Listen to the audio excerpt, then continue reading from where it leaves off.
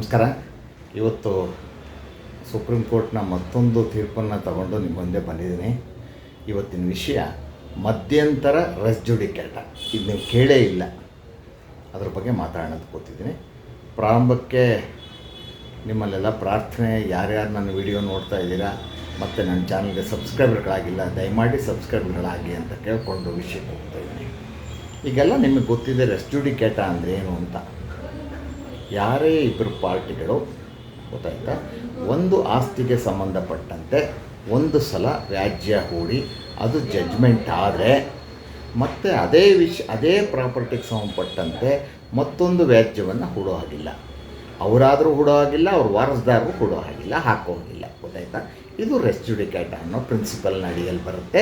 ಎರಡನೇ ಸಲ ಒಂದೇ ಆಸ್ತಿಗೆ ಸಂಬಂಧಪಟ್ಟಂತೆ ನೀವು ಮತ್ತೆ ವ್ಯಾಜ್ಯ ಮಾಡೋಕ್ಕೆ ಬರಲ್ಲ. ಏನೇನು ಆ ಒಂದು ಆಸ್ತಿ ಬಗ್ಗೆ ಏನೇನು ಕೇಳಬೇಕು ಅಥವಾ ವ್ಯಾಜ್ಯ ಹೂಡಬೇಕು ಒಂದೇ ದಾವದಲ್ಲಿ ಮೊದಲು ಹಾಕಿದಂಥ ದಾವದಲ್ಲೇ ಕೇಳಬೇಕು. ಆಯಿತಾ? ರೆಸ್ ಜುಡಿಕೇಟ ಇದು ದಾವ ತೀರ್ಮಾನ ಆಗಬೇಕು. ಮಧ್ಯದಲ್ಲಿ ದಾವ ವಜಾ ಆಗಿದ್ದರೆ ಜಾರಿಗೆ ಬರಲ್ಲ. ಇದು ಎವಿಡೆನ್ಸ್ ಆಗಿ ಆರ್ಗ್ಯುಮೆಂಟ್ ಆಗಿ ಆನ್ ಮೆರಿಟ್ಸು ಜಡ್ಜ್ಮೆಂಟ್ ಡಿಕ್ರಿ ಆಗಿದ್ದರೆ ಮಾತ್ರ ಇನ್ನೊಂದು ದಾವ ನೀವು ಹಾಕಕ್ಕೆ ಬರಲ್ಲ. ಆಯಿತಾ? ಇದಕ್ಕೆ ವ್ಯತಿರಿಕ್ತವಾದ ಒಂದು ತೀರ್ಪು ಸುಪ್ರೀಂ ಕೋರ್ಟಿಂದ ಬಂದಿದೆ. ಅದು ಹೊಸದಾದ ಶಬ್ದವನ್ನು ಉಪಯೋಗಿಸಿದೆ. ಏನಂದರೆ ಮಧ್ಯಂತರ ರೆಸ್ ಜುಡಿಕೇಟ ಅಂತ. ಅಂದರೆ ಯಾವುದೋ ಒಂದು ಕೇಸ್ ನಡೀತಿರ್ಬೇಕಾದ್ರೆ ಮಧ್ಯದಲ್ಲಿ ಒಂದು ಅಪ್ಲಿಕೇಶನ್ ಹಾಕಿ ಅದು ವಜಾ ಆಗಿ ಅದೇ ಥರದ ಅದೇ ಗ್ರೌಂಡಿನ ಮತ್ತೊಂದು ಅಪ್ಲಿಕೇಶನ್ ಹಾಕಿದರೆ ಅದು ರೆಸ್ ಜುಡಿಕೇಟ, ಮಧ್ಯಂತರ ರೆಸ್ ಜುಡಿಕೇಟ ಆಗತ್ತೆ ಅಂತ ಹೇಳುತ್ತೆ. ಅದಕ್ಕೆ ವಿವರಗಳನ್ನ ಕೊಡ್ತೀನಿ. ಈಗ ನಾನು ಹೇಳ್ತಾ ಇರ್ತಕ್ಕಂಥ ತೀರ್ಪೇನಿದೆ ಅದು ಇನ್ನೊಂದು ವಿಡಿಯೋದಲ್ಲಿ ಉಪಯೋಗಿಸ್ಕೊಂಡಿದ್ದೀನಿ. ಆದರೆ ಆ ಒಂದು ತೀರ್ಪಿನಲ್ಲಿ ಎರಡು ಪ್ರಿನ್ಸಿಪಲ್ ಹೇಳಿದ್ರಿಂದ ಎರಡನ್ನೂ ಒಟ್ಟಿಗೆ ಹೇಳಿದ್ರೆ ನಿಮಗೆ ತೊಂದರೆ ಆಗುತ್ತೆ ಅಂತ ನಾನು ಹೇಳಿರಲಿಲ್ಲ. ಅದೇ ಇದು ಯಾವುದು BS Lalita and others versus Bhuvanesh and others ಅಂತ ಸುಪ್ರೀಂ ಕೋರ್ಟ್ ಜಡ್ಜ್ಮೆಂಟು. ಅದರ ವಿವರಣ ಮತ್ತೆ ನಾನು ಡಿಸ್ಕ್ರಿಪ್ಷನ್ ಬಾಕ್ಸಲ್ಲಿ ಹಾಕಿರ್ತೀನಿ, ತಾವು ನೋಡ್ಬೋದು. ಇಲ್ಲಿ ವಿಷಯ ಏನಂದರೆ, ಸೋದರಿಯೊಬ್ಬರು ಅವರು ತಮ್ಮ ಕುಟುಂಬದ ಆಸ್ತಿಗಳ ಬಗ್ಗೆ ಪಾರ್ಟಿಷನ್ ದಾವ ಹಾಕ್ತಾರೆ. ಆಯಿತಾ? ಪಾರ್ಟಿಷನ್ ದಾವ ಹಾಕಿದರೆ ಅದರಲ್ಲಿ ಏನಾಗುತ್ತೆ, ಈ ಪ್ರತಿವಾದಿಗಳು ಒಂದಿಬ್ಬರು ಮೂರು ಜನ ಏನು ಮಾಡ್ತಾರೆ, ಆರ್ಡರ್ 7 ರೂಲ್ 11 ಅಪ್ಲಿಕೇಶನ್ ಹಾಕ್ತಾರೆ. ಈ ಹಿಂದೂ ಸಕ್ಸೆಷನ್ ಆ್ಯಕ್ಟಿನ ಸೆಕ್ಷನ್ 6 ಅಡಿಯಲ್ಲಿ ಇವರಿಗೆ ಹಕ್ಕು ಬರೋದಿಲ್ಲ, ವಜಾ ಮಾಡಬೇಕು ಅವ್ರು ಹಾಕಿದ್ದು ಅಂತ. ಅದರ ವಿರುದ್ಧ ಅವ್ರೇನು ಮಾಡ್ತಾರೆ, ಯಾರು ಆ ಲೇಡಿ ಅಪೀಲ್ ಹೋಗ್ತಾರೆ. ನಮ್ಮ ಕರ್ನಾಟಕ ಹೈಕೋರ್ಟೆ ಅಪೀಲ್ ಹೋದರೆ ಆ ಅಪೀಲ್ನಲ್ಲಿ ಕೋರ್ಟ್ ಹೇಳುತ್ತೆ, ಹೌದು ಆ ಕಾರಣಕ್ಕೆ ವಜಾ ಮಾಡೋಕ್ಕೆ ಬರೋದಿಲ್ಲ ಅಂಥೇಳಿ ಅದನ್ನು ಡಿಸ್ಮಿಸ್ ಮಾಡಿ ವಾಪಸ್ಸು ಟ್ರಯಲ್ ಆಗಲಿ, ವಿಚಾರಣೆ ಆದಮೇಲೆ ತೀರ್ಮಾನಕ್ಕೆ ಬರಲಿ ಕೋರ್ಟು ಅಂತ ಹೇಳುತ್ತೆ.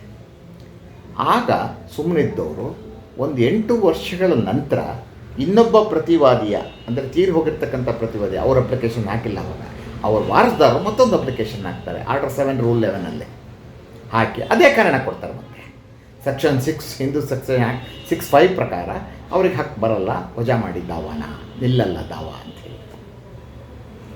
ಅದು ವಜಾ ಆಗುತ್ತೆ ಎಲ್ಲಿ? ಕೆಳಗಡೆ ಕೋರ್ಟಲ್ಲಿ. ಮೇಲ್ಗಡೆ ಕೋರ್ಟಲ್ಲಿ ಹೈಕೋರ್ಟ್ ಏನು ಹೇಳುತ್ತೆ, ಎತ್ತಿ ಹಿಡಿಯುತ್ತದನ್ನ, ಹೌದು ಕರೆಕ್ಟು, ಮಾಡಿದ್ದು ಕರೆಕ್ಟು ಅಂಥೇಳಿ. ಅದರ ವಿರುದ್ಧ ಅವರು ಸುಪ್ರೀಂ ಕೋರ್ಟಿಗೆ ಬಂದಿದ್ದಾರೆ ಪಿಟಿಷನ್ ಹಾಕ್ಕೊಂಡು. ಇಲ್ಲಿ ಸುಪ್ರೀಂ ಕೋರ್ಟ್ ಮುಂದೆ ಬಂದಂಥದ್ದು ಒಂದೇ ಪ್ರಶ್ನೆ ಏನಂದರೆ, ಇಲ್ಲಿ ಹೈಕೋರ್ಟು ಅಲೋ ಮಾಡಿದೆ, ಆದರೆ ಈ ಕೇಸಿನ ವಿಷಯ ಏನಂದರೆ, ಈ ಹಿಂದೆಯೇ ಒಂದಿಬ್ಬರು ಮೂರು ಜನ ಪ್ರತಿವಾದಿಗಳು ಒಂದು ಅಪ್ಲಿಕೇಶನ್ ಹಾಕಿದ್ದು ಅದು ವಜಾ ಆಗಿತ್ತು, ಹೈಕೋರ್ಟಲ್ಲಿ ವಾಪಸ್ ಕಳಿಸಿದ್ರು ಬರಲ್ಲ ಅಂಥೇಳಿ. ಈಗ ಅದೇ ಕಾರಣ ಇಟ್ಕೊಂಡು ಇನ್ನೊಬ್ಬ ಪ್ರತಿವಾದಿಯ ವಾರಸ್ದಾರರು ಅಪ್ಲಿಕೇಶನ್ ಹಾಕಿದ್ದಾರೆ.